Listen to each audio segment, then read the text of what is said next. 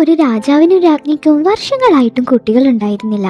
ഒരിക്കൽ ഒരു മന്ത്രവാദി അവർക്ക് കുട്ടികൾ ഉണ്ടാവാനായിട്ടുള്ള ഒരു വിദ്യ പറഞ്ഞു കൊടുക്കുന്നു. അതെന്താണെന്ന് വെച്ചാൽ, രാജാവ് കടലിനടിയിലുള്ള ഒരു വിചിത്ര ജീവിയെ കൊന്ന് അതിന്റെ ഹൃദയം എടുത്ത് അതൊരു കന്യകയെ കൊണ്ട് പാകം ചെയ്യിപ്പിച്ച് രാജ്ഞി അത് കഴിക്കണം. ഇങ്ങനെ ചെയ്താൽ അവർക്ക് കുട്ടികൾ ഉണ്ടാവുമെന്ന് ആ മന്ത്രവാദി പറയുന്നു. ഇത് കേട്ട ഉടനെ രാജാവ് കടലിലേക്ക് പോവുകയും ആ ജീവിയെ കൊന്ന് അതിന്റെ ഹൃദയം എടുക്കുകയും ചെയ്യുന്നു.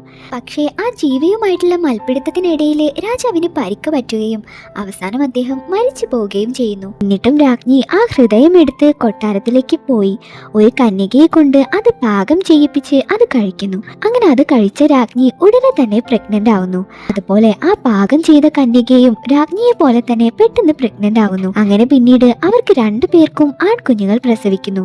ആ 2 കുട്ടികളെയും കാണാൻ ഒരുപോലെ തന്നെ ഉണ്ടായിരുന്നു. അങ്ങനെ അവര് നല്ല സുഹൃത്തുക്കളായി കളിച്ചു വളരുന്നു. പക്ഷേ രാജ്ഞിക്ക് ഒരു ജോലിക്കാരിയുടെ മകന് തന്റെ മകന്റെ കൂടെ കൂട്ടുകൂടുന്നത് ഇഷ്ടമല്ലായിരുന്നത് കൊണ്ട് തന്നെ രാജ്ഞി ആ പയ്യനെ നാട് കടത്തുന്നു. ബാക്കി കഥ കേൾക്കുന്നതിന് മുൻപ് നിങ്ങളുടെ അമ്മയുടെ പേരെന്താണെന്ന് ഒന്ന് കമന്റ് ചെയ്യാമോ?